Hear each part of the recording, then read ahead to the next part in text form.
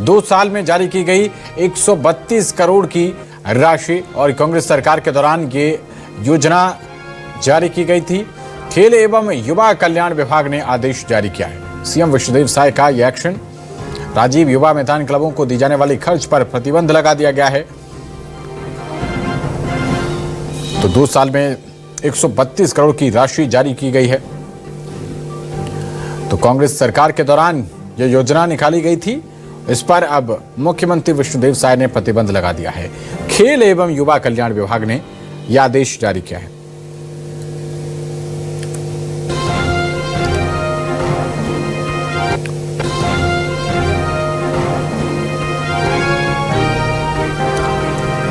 तो सीएम विष्णुदेव साय का बड़ा एक्शन।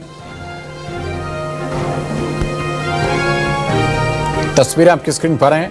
मुख्यमंत्री विष्णुदेव साय ने यह बड़ा एक्शन लिया है।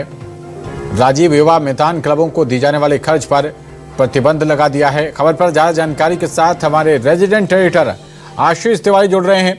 आशीष, मुख्यमंत्री विष्णुदेव साय का बड़ा एक्शन। उन्होंने कांग्रेस सरकार के दौरान जो राजीव गांधी मैदान योजना थी उस पर प्रतिबंध लगा दिया है। क्या कुछ अपडेट्स मिल पा रहे हैं?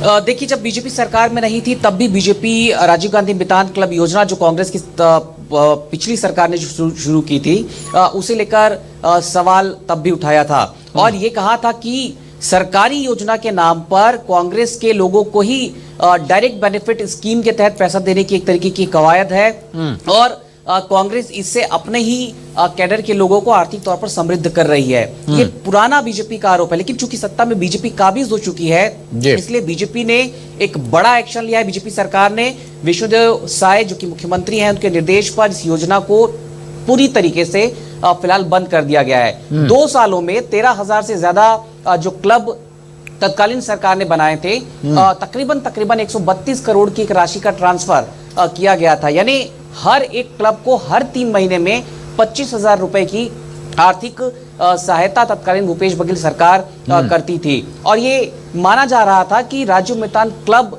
दरअसल एक ऐसा वर्कफोर्स साबित हो सकता है जो चुनाव के दौरान कांग्रेस के लिए एक मुफीद साबित हो, वोट बैंक कांग्रेस के पक्ष में कन्वर्ट करने के लिहाज से। हालांकि ऐसा कोई बड़ा बेनिफिट कांग्रेस को तो नहीं मिला, लेकिन चूंकि आर्थिक तौर पर अपने कैडर के लोगों को समृद्ध करने का जो बीजेपी का एलिगेशन था, बीजेपी चूंकि अब सरकार में है तो बीजेपी ने इस योजना को बंद कर दिया है। आशीष, जब भी सत्ता परिवर्तन होता है तो इस तरीके के कई कदम देखने को मिलते हैं, लेकिन जैसा आप बता रहे हैं कि 132 करोड़ की भारी भरकम राशि का आवंटन किया गया और उसके बाद भी ये सफेद हाथी ही साबित हुआ, तो जाहिर है कि ऐसे में तो योजना का बंद हो जाना ही ज्यादा अच्छा है। और देखिए, जो भी सरकारें बैठती हैं, सरकारें अपने मुताबिक योजनाओं का न केवल तैयार करती हैं बल्कि इम्प्लीमेंटेशन भी किया जाता है। आपको ध्यान होगा कि पश्चिम बंगाल में इस तरीके के फॉर्मूले पर वहां की सरकार, जब कम्युनिस्ट पार्टी की सरकार थी तब ऐसे प्रयोग वहां पर किए गए थे और सक्सेसफुल प्रयोग थे। जगह जगह क्लब खोले गए थे और क्लब को सरकार उस वक्त डोनेशन देती थी, लगभग उसी तर्ज पर छत्तीसगढ़ की पिछली सरकार ने यहाँ पर राजीव मैदान युवा क्लब की शुरुआत की थी।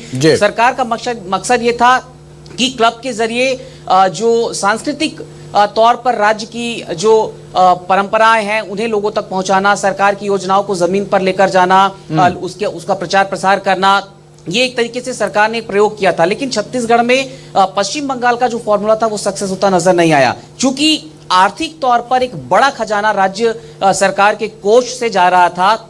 इसे लेकर बीजेपी तब भी सवाल उठाती थी जब बीजेपी विपक्ष में थी।